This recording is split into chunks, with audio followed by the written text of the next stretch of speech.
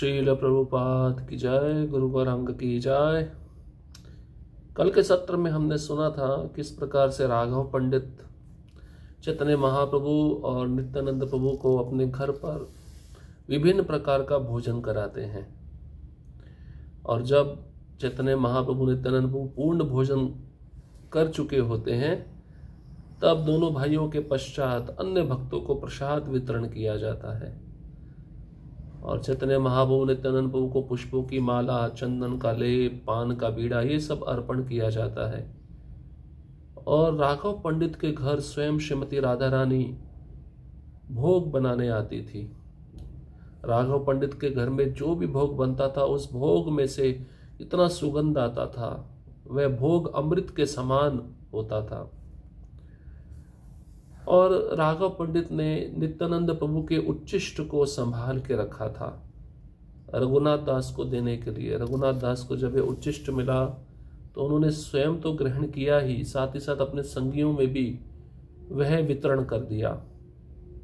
इसके पश्चात रघुनाथ दास राघव पंडित के द्वारा नित्यानंद प्रभु के चरणों में निवेदन करते हैं, प्रार्थना करते हैं कि मैं बहुत अधम पतित जीव हूं, मेरा आप उद्धार कीजिए। मेरी बस एक ही कामना है कि मुझे चैतन्य महाप्रभु के चरण कमल प्राप्त करने हैं, और ये आपकी कृपा के बिना नहीं हो सकता।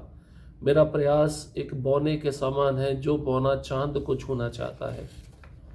इसलिए हे नित्यानंद प्रभु, आप अपने चरण कमल मेरे मस्तक पर रखिए, मुझे आशीर्वाद दीजिए कि मैं चैतन्य महाप्रभु के चरण कमलों में अपना जीवन समर्पित कर सकूं। अब ये प्रार्थना जब नित्यानंद प्रभु सुने रघुनाथ दास के मुख से, तो नित्यानंद प्रभु क्या कहते हैं उसको आज हम श्रवण करेंगे। रघुनाथ दास की ये याचना सुनकर नित्यानंद प्रभु हंसे और सारे भक्तों से बोले, रघुनाथ दास के भौतिक सुख का स्तर स्वर्ग के राजा इंद्र के सुख के तुल्य है। इतना सुख अगर किसी को मिल जाए और वो छोड़ने का प्रयास करे, जब सामने वाला व्यक्ति ये सब सुनेगा तो हंसेगा। क्यों हंसेगा? क्योंकि ऐसा सुख तो सभी चाहते हैं, और जिसको मिला है वो छोड़ना चाहता है तो सबसे बड़ा मूर्ख माना जाएगा। लेकिन नित्यानंद प्रभु जब रघुनाथ दास से प्रार्थना सुने तो हंसने लगे। उन्होंने भरी सभा में सभी भक्तों के समक्ष यही कहा कि रघुनाथ दास का जो सुख है, तो रघुनाथ दास गोस्वामी का जो ऐश्वर्य है, सुख है, इंद्र के समान है। हमने पहले भी सुना पत्नी अप्सरा के समान बहुत सुंदर थी, ऐश्वर्य इंद्र के समान था। तो ऐसे व्यक्ति को जब ये सब कुछ प्राप्त हो जाता है, क्योंकि आज के समय में इन सब वस्तुओं को प्राप्त करना ही मनुष्य का उद्देश्य रहता है, तो जब ये सब वस्तुएं एक मनुष्य को प्राप्त होती है तो वह समझता है मेरा जीवन सफल है। लेकिन जो व्यक्ति बिल्कुल इसके विपरीत जाए तो संसारी लोग उस पर हंसेंगे। जैसे आज के ज़माने में जब कोई भक्त सब कुछ छोड़कर मंदिर में रहने के लिए जाता है तो सामाजिक लोग हंसते हैं, संसार के लोग हंसते हैं। तो नित्यानंद प्रभु भी हंस रहे हैं। चैतन्य कृपा ते से है नाही भाई मने, सबे आशीर्वाद कर पाहुक चैतन्य चरणे। चैतन्य चरितामृत अंतलीला 6वां अध्याय श्लोक क्रमांक 135। श्री चैतन्य महाप्रभु की रघुनाथ दास पर कृपा होने से इतना भौतिक सुख प्राप्त होने पर भी उसे अच्छा नहीं लगता। इसलिए तुम सारे लोग उस पर कृपालु होकर उसे आशीर्वाद दो कि वह शीघ्र ही श्री चैतन्य महाप्रभु के चरण कमलों की शरण प्राप्त करे। तो नित्यानंद प्रभु भक्तों से कहते हैं, देखो इसको पहले से ही चैतन्य महाप्रभु की कृपा प्राप्त है, तभी तो इसके पास इतना ऐश्वर्य है, लेकिन वो ऐश्वर्य भी इसको अच्छा नहीं लग रहा है। अब रघुनाथ दास उस ऐश्वर्य को छोड़ना चाहता है। तो आप सभी भक्त जो यहाँ पर उपस्थित हैं, रघुनाथ दास पर कृपा करिए, आशीर्वाद दीजिए। ऐसा नित्यानंद प्रभु वहां पे उपस्थित सभी भक्तों को आशीर्वाद देने के लिए कह रहे हैं रघुनाथ दास को, जिससे ये चैतन्य महाप्रभु के चरण कमलों की शरण प्राप्त कर सके, सब कुछ त्याग सके। कृष्ण पाद पद्म गंध यही जन पाए, ब्रह्मलोक आदि सुख तारे नहीं भाए।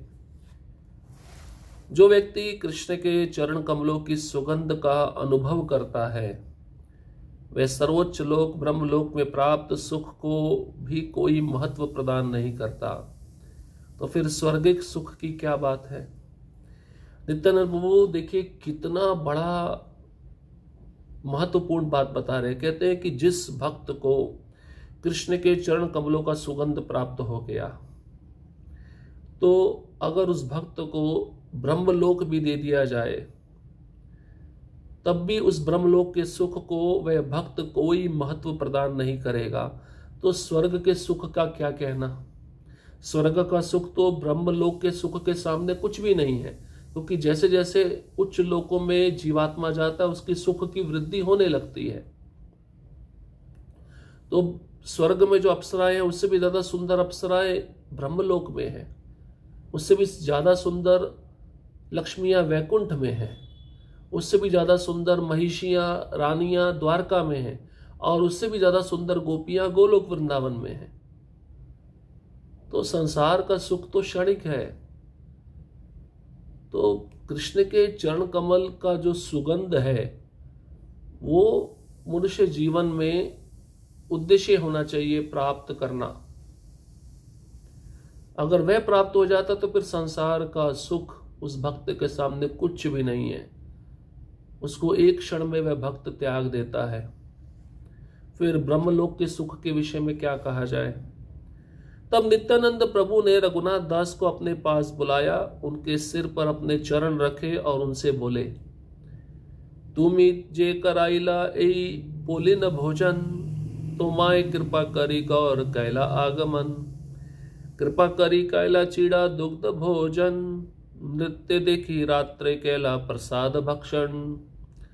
तोमा उद्धारिते गौर आइला आपने, छुटिल तोमारियत विघ्नादि बंधने। स्वरूपेर स्थाने तोमा करीबे समर्पणे, अंतरंग भृत्य बलि राखीबे चरणे। चैतन्य चरितामृत अंत्यलीला 6वां अध्याय, श्लोक क्रमांक 139 से 142 तक। तो इन 4 श्लोकों में नित्यानंद प्रभु ने अपनी पूर्ण कृपा रघुनाथ दास पर प्रदान कर दी। क्या कहते हैं नित्यानंद प्रभु। हे रघुनाथ दास, चूंकि तुमने गंगा नदी के तट पर इस भोजन की व्यवस्था की है, इसलिए श्री चैतन्य महाप्रभु तुम पर मात्र अपनी कृपा दिखाने के लिए यहां आए। अपनी अहेतु की कृपा से उन्होंने चिवड़ा तथा दूध खाया। तत्पश्चात रात में भक्तों का नृत्य देखने के बाद उन्होंने भोजन किया। श्री चैतन्य महाप्रभु गौरहरि तुम्हारा उद्धार करने के लिए स्वयं यहां आए। अब समझ लो कि तुम्हारे बंधन के सारे अवरोध दूर हो गए। श्री चैतन्य महाप्रभु तुम्हें स्वीकार कर लेंगे और अपने सचिव स्वरूप दामोदर के अधीन तुम्हें रख देंगे। इस तरह तुम उनके सर्वश्रेष्ठ विश्वस्त अंतरंग सेवकों में से एक बन जाओगे और श्री चैतन्य महाप्रभु के चरण कमलों की शरण प्राप्त करोगे। नित्यानंद प्रभु ने स्पष्ट कहा, देखो रघुनाथ, तुमने गंगा नदी के तट पर जो मेरे पार्षदों को दधी चिवड़ा खिलाया है, इससे मैं बहुत प्रसन्न हूं। और चैतन्य महाप्रभु को मैंने इस उत्सव में बुलाया था तुम पे कृपा प्रदान करने के लिए।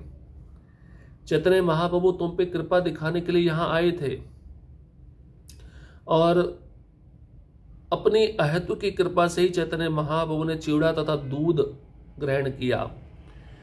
रात में चैतन्य महाप्रभु ने सभी भक्तों का नृत्य देखा, उसके बाद में भोजन किया। चैतन्य महाप्रभु निश्चित तुम्हारा उद्धार करेंगे। तुम्हारा उद्धार करने के लिए वह स्वयं इस उत्सव में आए थे।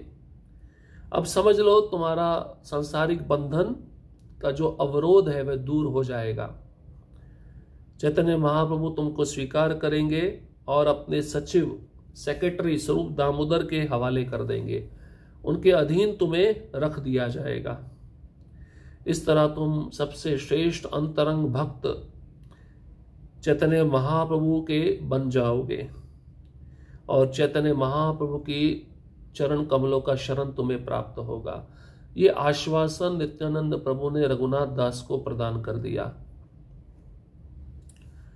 नित्यानंद प्रभु बोले, इस तरह आश्वस्त होकर तुम अपने घर लौट जाओ।